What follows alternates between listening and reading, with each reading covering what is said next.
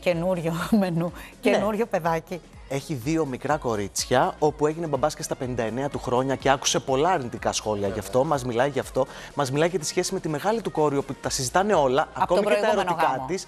Ακριβώς. Να ξέρεις ότι η πρώην σύζυγός του με την Νιν είναι κολλητές. Κάνουν παρέα και είναι όλη μια εξαιρετική οικογένεια. Φυσικά σχολιάζει και τις δηλώσεις του Γιώργου Νταλάρα και του Γιώργου Λιάγκα για τα αδέσποτα. Εδώ.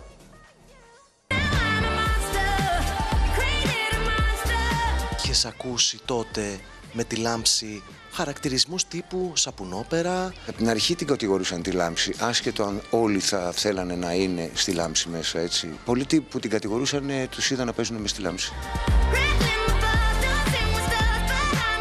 Είναι αλήθεια ότι στο Μιλάνο, όταν είχες πάει για το modeling, έμεινε στο δρόμο 2 μήνες? Ναι, έμεινα στο δρόμο όταν ήμουν 18 χρονών, κάπου εκεί. Γιατί δεν μας πλήρωσε μια εταιρεία, υπήρχε η βίζα τότε, δεν μπορούσα να φύγω, ήμουν παράνομος. Κοιμόσουν δηλαδή? Στο δρόμο. Κοιμόμουν στην Ντόμο, στη Μητρόπολη. Εκεί υπήρχε πολλοί κόσμος ο οποίος ήταν άστεγος και αποφάσισα ότι εκεί θα ήταν η ασφάλειά μου. Φαγητό, μπάνιο? Υπήρχε ένας φίλος, πήγαινα κάθε τρίτη μέρα, ας το πούμε, και έκανα μπάνιο σπίτι του. Κάπου κλέβαμε ένα συνεφουφιά το φαΐ και τρώγαμε και όλα καλά.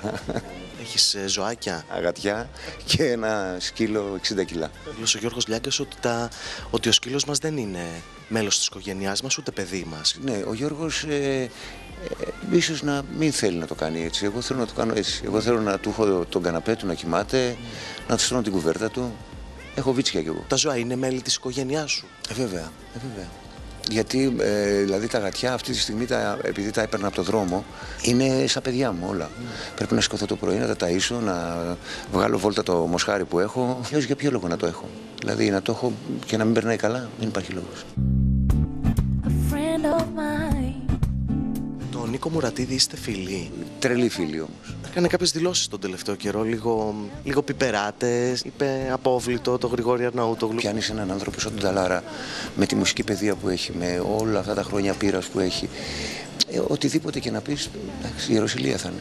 Το απόβλητο δεν είναι λίγο βαρύς χαρακτηρισμός? Ο Νίκος είναι ένας άνθρωπος ο οποίος αγαπάει πάρα πολύ τους ανθρώπους του. Δηλαδή με τον Γιώργο Νταλάρα έχουν πολύ καλή σχέση, από ό,τι ξέρω. Και νομίζω ότι εντάξει, υπάρχουν ορισμένα πράγματα που μπορεί να τον ενοχλούν. Τώρα εντάξει, Νίκος είναι αυτός. 18 χρόνια διαφορά με τη σύζυγό σου, τη Σίλβια. Άκουσες αρνητικά σχόλια? Εντάξει, άκουσα, δεν έχει να κάνει. Το θέμα είναι ότι εμείς περνάμε πάρα πολύ καλά. Είμαστε πολύ ερωτευμένοι και αυτό είναι το πιο βασικό. Γράφαν όλα τα site, ο 59χρονος Τζόνι Θοδωρίδης έγινε μπαμπάς, σαν κάτι να είναι, ας πούμε, αρνητικό. Δεν με ενοχλούν αυτά. Έτσι κι αλλιώς, εμένα αυτό που με νοιάζει είναι η οικογένειά μου να είναι καλά και από εκεί και ύστερα οποιοδήποτε αν θέλει να γράψει κάτι, στο γράψει, δεν έχω πρόβλημα. Τον εαυτό σου πεθερό τον έχεις σκεφτεί? Ναι. Ναι, με τα αγόρια της Μελίτας είμαστε φιλαράκια. Τηλεφωνιόμαστε, παίζουμε PlayStation μαζί. Είμαστε καλά. Πώς χτίζεται η εμπιστοσύνη ενός μπαμπά με μια κόρη? Κοίτα, από μικρή η Μελίτα τα έλεγε όλα. Έτσι τις είχαμε μάθει και εγώ και η Βίκη. Δεν φοβότανε ποτέ. Δεν με φοβήθηκε.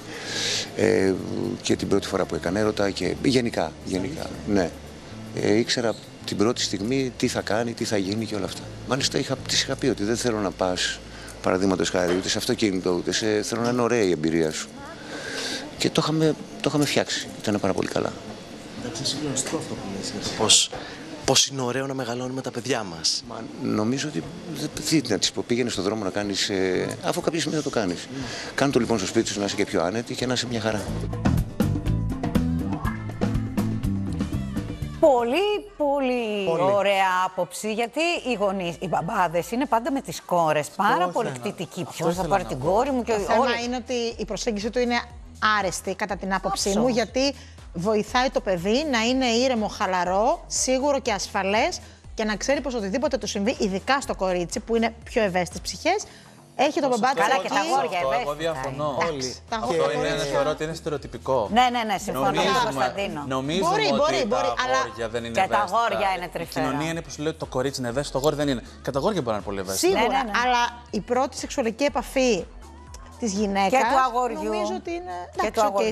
Και παιδιά. Γενικά η παιδεία που πρέπει να έχει το παιδί σε σχέση με το σεξ από πριν από το σπίτι, ώστε να οδηγηθεί καλά στην πρώτη εμπειρία, είναι πάρα πολύ σημαντική. Δεν είναι ταμπού όμως αυτό το θέμα συζήτησης οικογένειας. Ακόμα δηλαδή, είναι ταμπού. Φοβούνται να πούν στη μαμά τους ή στον μπαμπά. Δεν το λένε. Και αυτό είναι κακό. Και όταν στα οικογενειακά τραπέζια από θείους και θείες η ερώτηση στα αγόρια είναι έχεις καμία. Καλά, αυτό είναι τραγικό. Και στις ταινίες και στις παλιές σειρές και στον κινηματογράφο.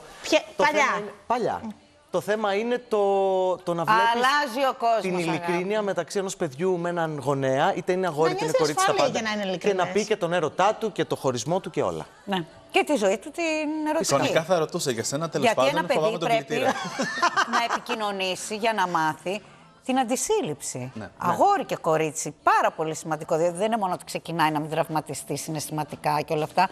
Είναι ότι να μάθει ότι τώρα που ξεκινάει την ερωτική του ζωή πρέπει να ξεκινήσει και την αντισύλληψη. Και την προστασία γενικώς. Γιατί στο σχολείο δεν υπάρχει αντίστοιχο μάθημα. Δεν υπάρχει. Δηλαδή δεν ενημερώνονται. Δεν νομίζω, μπορεί και να υπάρχει. υπάρχει. Εγώ δεν υπήρχε. Που δεν είναι και πολλά χρόνια που έχω περάσει. Σιγά καλέ.